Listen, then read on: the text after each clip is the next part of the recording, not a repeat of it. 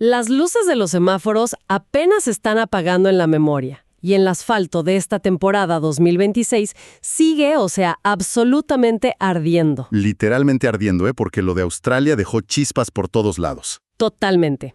La Fórmula 1 no da tregua, no hay respiro. Cero tiempo para lamentos de garaje, o digamos, celebraciones largas en el podio. Cero tiempo, y estamos empacando todo. Exacto. Salimos de un caos absoluto, de la pura adrenalina que se respiró en Albert Park, y el gran circo de la velocidad ya está desembarcando en el circuito internacional de Shanghái. Así de rápido. Así es. Bienvenidos a DRS Zone, el espacio definitivo donde se vive cada curva, cada frenada y, bueno, cada aceleración al límite. Al mismísimo límite. Pero a ver, antes de pisar el acelerador a fondo, es vital dejar clara la hoja de ruta para esta edición.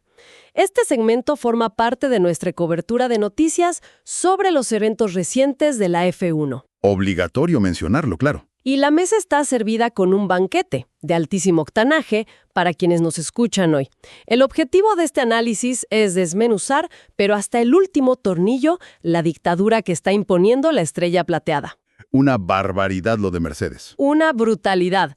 Y también el acecho y el orgullo herido de Maranello, además de la verdadera tragedia técnica que están viviendo las escuderías con problemas de fiabilidad. Que es un drama absoluto, ¿eh? Un calvario. Y todo esto justo en la víspera de lo que será una verdadera carnicería deportiva, o sea, el primer fin de semana con formato sprint, bajo las nuevas y complejísimas normativas de estos monoplazas de 2026. Es que el panorama que plantea este inicio de temporada es un cambio de paradigma, fascinante. 100%. El nivel de exigencia técnica que han traído estas nuevas regulaciones está llevando a las fábricas al límite absoluto de sus capacidades. Tanto operativas como financieras. Es que Albert Park no fue simplemente una carrera inaugural de trámite. Para nada. Fue una radiografía exhaustiva y sin filtros de la realidad aerodinámica de cada auto. Y a ver, Shanghái presenta un desafío monumental, pero para anticipar la acción en China es imperativo diseccionar primero la anatomía de esa victoria aplastante de Mercedes. Entremos de lleno a esa zona de guerra en la punta de la parrilla entonces, porque lo de Mercedes en Australia fue una demostración de fuerza que de verdad congela la sangre. Los datos de telemetría son fríos, pero asustan. Asustan muchísimo. George Russell llega a China como el líder indiscutible tras una victoria impecable.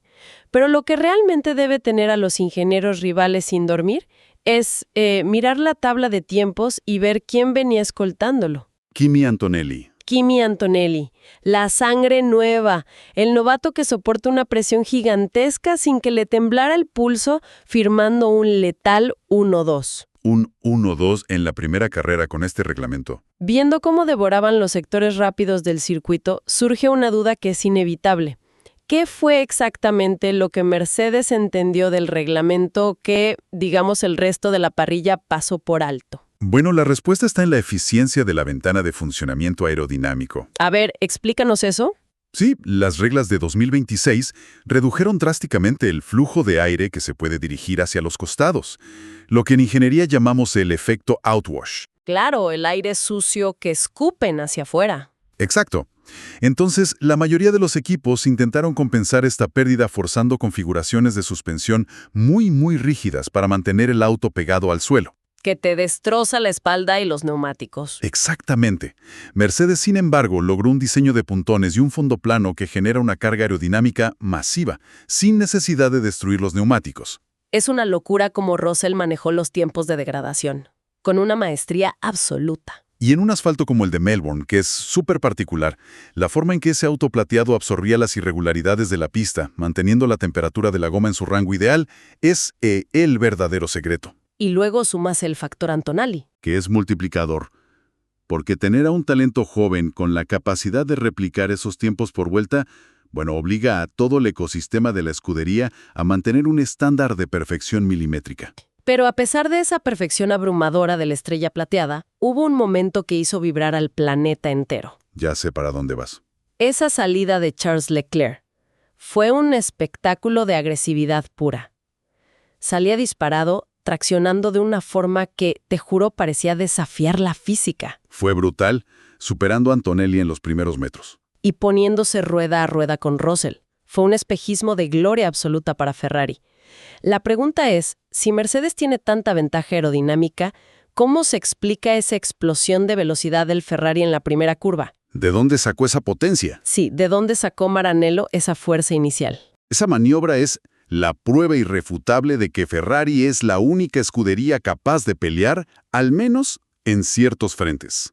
El secreto de esa salida espectacular radica en la interpretación que hizo Maranello de las nuevas reglas de la unidad de potencia. Las reglas del motor. Exacto.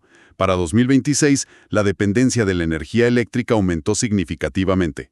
Al eliminar el MGU-H, se le dio todo el peso de la recuperación de energía al MGU-K. El motor cinético. Así es. Y resulta que el motor Ferrari tiene un mapeo de despliegue de energía eléctrica en las primeras fases de aceleración que es simplemente superior al de Mercedes. O sea, ¿entregan todo de golpe? Leclerc capitalizó esa tracción inicial aprovechando que el sistema de Ferrari entrega el torque eléctrico de manera mucho más abrupta y eficiente desde 0 km/h.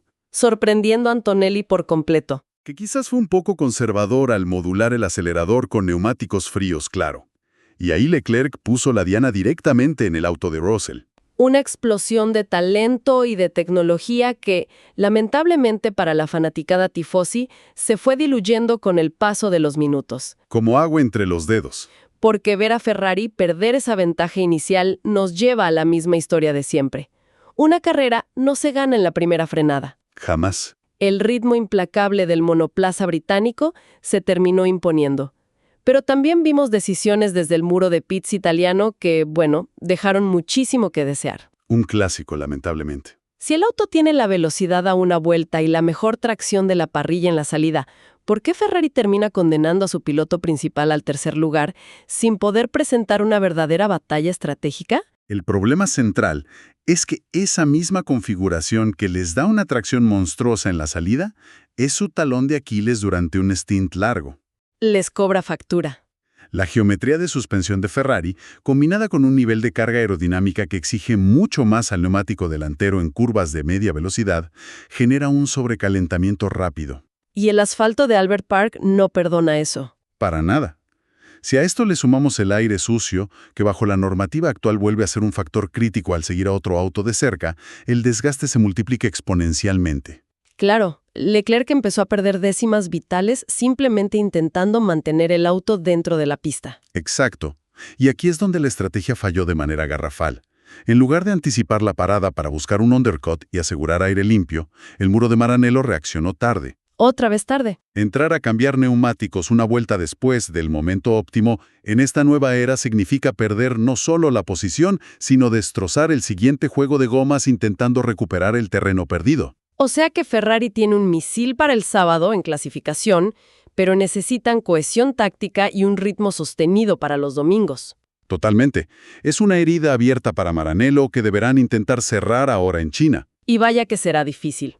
Pero si en la punta se sufre por estrategias y décimas de segundo, en la parte media y baja de la parrilla se está sufriendo por simple y llana supervivencia. Es un drama. Pasamos de las batallas por la victoria a un escenario de pura desesperación técnica. Hablemos del drama absoluto que están viviendo escuderías como Aston Martin y Williams. Un fin de semana para el olvido. Para la audiencia que sigue a los pilotos hispanos, ver a Fernando Alonso y a Carlos Sainz atrapados en autos que literalmente se caen a pedazos es una tortura deportiva. Duele verlo. Empezando por el garaje verde. La situación de Aston Martin es alarmante. Ver a un bicampeón del mundo rodando para simplemente recopilar datos y abandonar no una, sino 2 veces. Plantea una duda enorme. Exacto. Si la escudería ya sabía que la integración del nuevo motor Honda estaba tan inmadura, ¿por qué arriesgar la moral del equipo y del piloto lanzando un monoplaza en esas condiciones, en lugar de ser más conservadores en la pretemporada?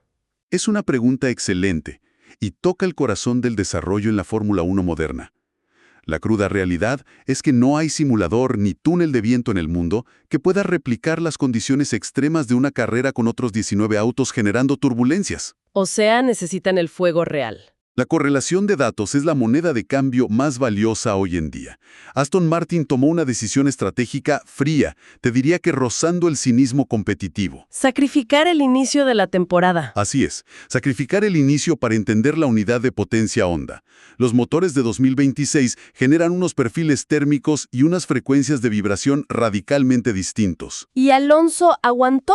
Ahí. Con su inmensa capacidad analítica, aguantó un doble stint larguísimo de 15 vueltas seguidas con un auto que era prácticamente inconducible. Todo por los datos. El objetivo no era competir, el objetivo era someter ese motor a las cargas laterales y a las temperaturas extremas de seguir a otros autos. El hecho de que tuvieran que retirar el auto, resetear sistemas, volver a salir a pista y abandonar definitivamente de nuevo, ilustra una crisis gigante. Una crisis de refrigeración y de acoplamiento de la caja de cambios que solo se descubre rodando en estas condiciones. Un fuego real que parece estar consumiendo las esperanzas inmediatas del equipo, porque la información que llega desde la fábrica para nuestra audiencia es desoladora. No hay buenas noticias ahí.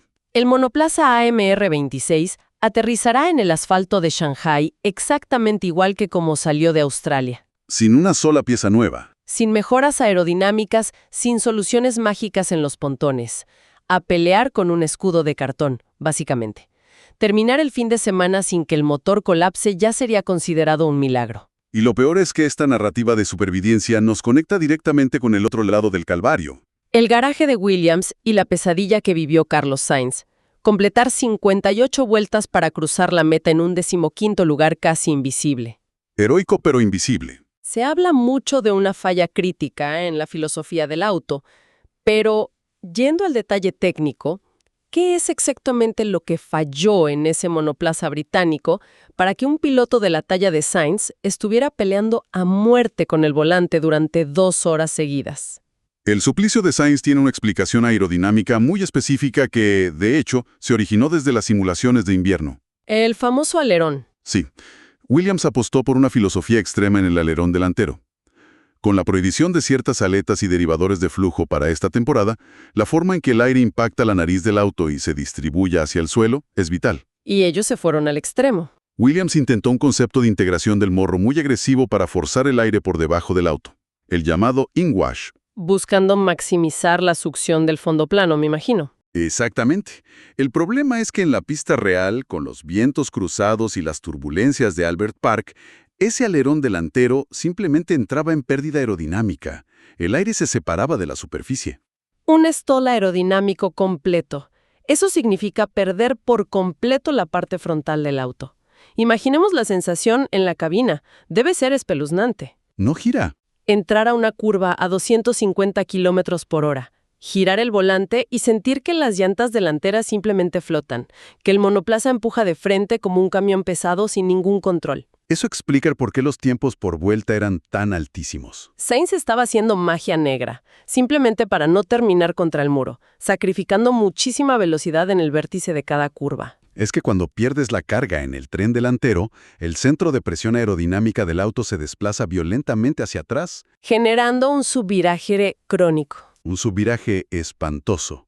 Y el piloto, en un intento desesperado por hacer que el auto gire, introduce más ángulo de dirección, lo que provoca que los neumáticos delanteros patinen sobre el asfalto, Y ese deslizamiento lateral destruye la goma en nada. generando graining en cuestión de 3 o 4 vueltas. Por eso el 15º lugar de Sainz no refleja una falta de ritmo, refleja un instinto de supervivencia al volante. Llevaron un auto desequilibrado durante 58 vueltas sin destruirlo. Y la gran incógnita para China es si en estos pocos días los ingenieros en la fábrica lograron descifrar los datos de presión del alerón para ajustar los grados de los flaps delanteros. Para darle a Carlos un monoplaza que al menos obedezca sus comandos básicos. Exacto. El formato sprint de esta temporada 2026 es una auténtica receta para el desastre. Es el peor escenario posible para los equipos con dudas. La estructura que arranca este viernes es simplemente brutal. Hablamos de una única sesión de prácticas libres. Una sola hora de FP1 en pista para ajustar autos que, como hemos visto, son verdaderos rompecabezas sin armar. Y el reloj no perdona. Al apagarse el reloj de esa sesión, el parque cerrado entra en vigor y vamos directos a la clasificación sprint. 60 minutos de margen de error para todo el maldito fin de semana. Ese es el diseño intencional y punitivo de este formato. 1 hora de prácticas es un parpadeo en el mundo de la Fórmula 1. No es nada. Si tu equipo llega con un monoplaza predecible y una correlación de simulador perfecta, como parece ser el caso de Mercedes, 60 minutos bastan para ajustar alturas, comprobar desgaste y salir a atacar. Claro, ellos van tranquilos. Pero cuando el auto es un banco de pruebas constante como Aston Martin o Williams, el formato sprint es una trampa mortal. Mortal. Modificar la rigidez de la suspensión delantera o cambiar la configuración de refrigeración toma tiempo. Toma muchísimo tiempo en el garaje. En 60 minutos apenas logras dar 3 vueltas de instalación, recolectar datos iniciales, hacer un cambio mayor y de pronto la sesión termina. Y si el ajuste no funciona, el auto queda congelado. Congelado bajo las reglas de parque cerrado, y el equipo está condenado a sufrir un monoplaza defectuoso durante 3 días de competencia seguidos. Es una presión asfixiante para los mecánicos y los pilotos. Y luego viene el sábado con la carrera sprint, que son 19 vueltas a fuego puro, donde no hay gestión de neumáticos que valga. Es empujar al límite absoluto. 19 vueltas de clasificación continua, básicamente. Horas después tienes la clasificación principal y el domingo la gran carrera. Pero hay un factor adicional que vuelve esto un campo minado absoluto, el trazado de Shanghái. Uf, la pista. Teniendo en cuenta todo lo que hemos analizado sobre los problemas del alerón delantero de Williams y la altísima degradación de gomas de Ferrari y Aston Martin, el diseño de este circuito chino parece una burla del destino para ellos. Shanghái es, sin lugar a dudas, uno de los circuitos más agresivos con el neumático delantero izquierdo de todo el calendario mundial. Esa primera curva es letal. La principal responsable es esa famosa curva 1, entrelazada con la curva 2. Es un radio de giro larguísimo, en forma de caracol, que parece cerrarse sobre sí misma eternamente. Un castigo continuo. El piloto entra a altísima velocidad y va reduciendo marchas mientras mantiene un altísimo apoyo lateral durante casi 6 segundos continuos. 6 segundos apoyando todo el peso en una llanta. Y si un auto tiene problemas de subviraje por falta de carga delantera, como el Williams del que hablábamos, esa curva va a desintegrar la goma en muy pocas vueltas. Y para Ferrari, que sufre con el sobrecalentamiento general de la carcasa del neumático en apoyos largos, la tracción a la salida de la curva 3 y la inmensa recta trasera van a requerir una gestión milimétrica. Exacto, una gestión de energía y de temperatura perfecta.